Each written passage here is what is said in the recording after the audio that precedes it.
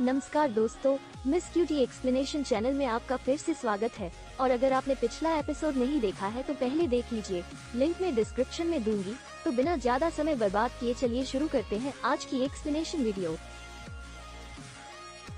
तो जैसा कि हमने मास्टर के पिछले एपिसोड में देखा था कि जब तनु करती विजन करके उस चेम्बर से बाहर निकलता है, तब महाराजा उसे कुछ न्यूज देते हैं और उसे है लो है उनके बारे में बताते हैं। मगर चैनसा को तो ये पता ही नहीं था कि आखिर ये चीज है क्या, इसीलिए वो महाराजा सहो है कि आखिर ये है लो महाराजा सह है कि आखिर ये है लो क्या है। और अब आगे है तो आज के एपिसोड की शुरुआत में हम देखते हैं कि महाराजा चैन साहब को बता रहे थे कि वो जगह एंशिएंट ह्यूमन रेस के रहने की जगह है, और वो जगह पहले तो ह्यूमंस और एलियंस की बैटलफील्ड हुआ करती थी, और साथ ही ये पूरे 100 की one of the most important secret room है। अब यहाँ पर एलियंस की बैटलफील्ड का नाम सुनकर चैन साहू को कुछ याद आता है कि इसके बारे में तो उसने पहले भी सुना था, और वो उसे उसके ओल्ड इस सिस्टर नांदू ने बताया था। जिसके बाद फिर महाराजा बताते हैं कि है दरअसल टाइम और स्पेस के डेट से बना है, और ये रेल में हर 100 साल के बाद लैंड ऑफ 100 में सिटी से कनेक्ट होता है, और वहाँ पर ये एक पोर्टल बना देता है जिससे कि मार्शल आर्टिस्ट इस चैनल का इस्तेमाल करके हवेली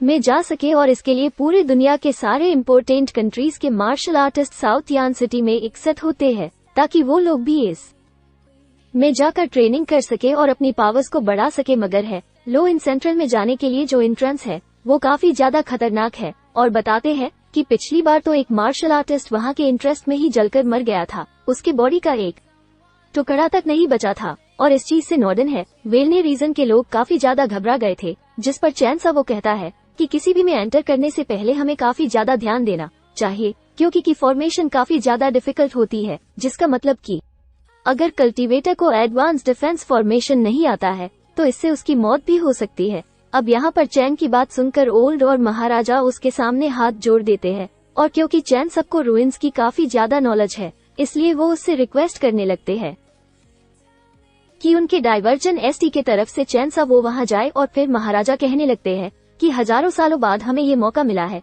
कि हमारे डायनेस्टी की तरफ से कोई हैवी में जा सके, और ये सब इसलिए हो पा रहा है क्योंकि आपने हमारी मदद करी है। अगर आप ना होते तो हमारे ओल्ड सिस्टर ही होता है तो अब तक मर चुके होते, और रिलायंस फैमिली हमारे डाइवर्ट हिस्ट्री के ऊपर कब्जा कर चुके होते। मगर आपको थैंक यू बोलने के लिए मैं आपको ये गोल्डन चांस नहीं दे पाया, तो इसके लिए मैं सारी जिंदगी रिग्रेट करूंगा। अब इस पर चैनसा उनसे पूछता है कि क्या ये है लो सेट सच में इतना ज्यादा अमेजिंग है।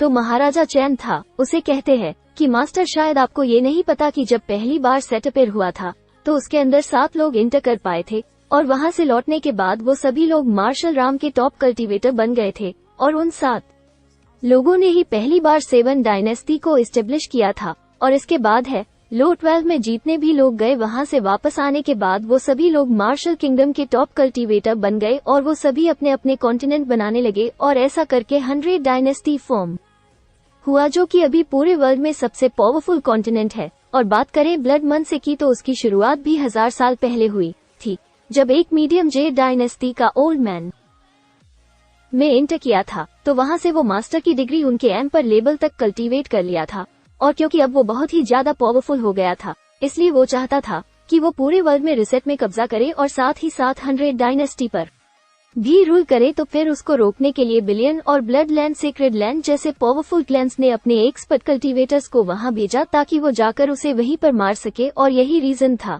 कि उस समय के बाद से ब्लड लैंड मानसेट बिखर गया। तो ये सुनकर अब वहाँ पर सभी लोग हैरान हो जाते हैं। तभी वहाँ पर महाराजा से पूछता है कि क्या हम भी हैवी सेट में एंटर कर सकते हैं। तो इसके जवाब में महाराजा उसे बताते हैं कि अगर कोई मार्शल किंग लेवल का कल्टीवेटर है उसमें करना चाहता है तो वो आराम से कर सकता है, मगर जैसा कि तुम मार्शल डिग्निटी लेवल पे हो इसलिए मैं अपने रिकमेंडेशन से तुम्हारे साथ की नहीं और 2 लोगों को भेज सकता हूँ। तो ये सुनकर वांग गेमिंग और क्विसी बहुत ज्यादा खुश हो जाते हैं और महाराज को थैंक यू कहते हैं। मगर चैनसा तो सोचने लगता है कि महाराजा के पास टोटल 3 ही स्लॉट्स है, जिसका मतलब कि हमारे सारे दोस्त यहाँ नहीं जा पाएंगे। इसीलिए फिर वो महाराज से पूछने लगता है कि क्या हम वहाँ जाने के लिए और भी स्लॉट्स ले सकते हैं, क्योंकि मैं वहाँ लिंक्डइन सीओ या ज़ेनफोन और जाओ लिंकन को भी ले जाना चाहता हूँ। जिस पर महाराजा उसे बताते हैं कि हाँ ऐसा किया जा सकता है, मगर उसके लिए आपको सियावती यान शहर में जाकर पता करना होगा। तो फिर इसके लिए महाराजा चैनसा से कहता है कि वहाँ जाने की तैयारी जल्द से जल्द की जाए। जिसके बाद फिर सीन चेंज होता है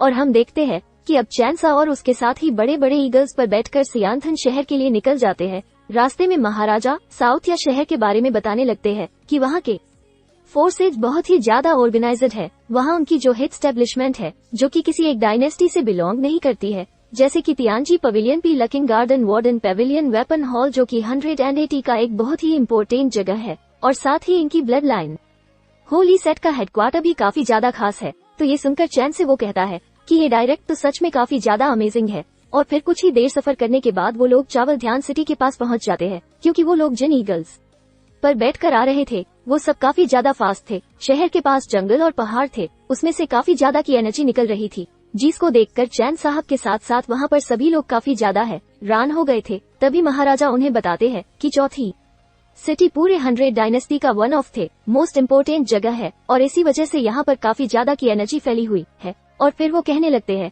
कि एक दिन मैं भी हमारे डाइवर्ट इसी को इसी तरह से पावरफुल कंट्री बना दूंगा, और मेरा ये सपना है कि मैं हमारे कंट्री को 100 डायनेस्टी में सबसे टॉप पर लेकर जाऊं। वैसे दोस्तों, अगर आपको ये एपिसोड पसंद आ रही है तो प्लीज वीडियो को लाइक कर दीजिएगा। आपकी एक लाइक से मुझे बहुत मोटिवेशन मिलती है। जिसके बाद फिर वो सभी चोटिया सिटी में इंटर करते हैं, और जैसे ही वो लोग शहर में इंटर करते हैं वो लोग नोटिस करते हैं कि यहाँ के मार्केट में काफी ज्यादा चहल पहल है। तभी प्रिंसी ने जर्सिया नैनीवैली के डिसाइपल्स पर पड़ती है, जो कि उसी मार्केट में से आपस में बात करते हुए गुजर रहे थे। तो फिर प्रिंस से उसकी बहन कहती है कि ये सब तो बस रयान वैली के डिजाइनर्स है, तो फिर तुम इनको देखकर इतना ज्यादा नर्वस क्यों हो रहे हो?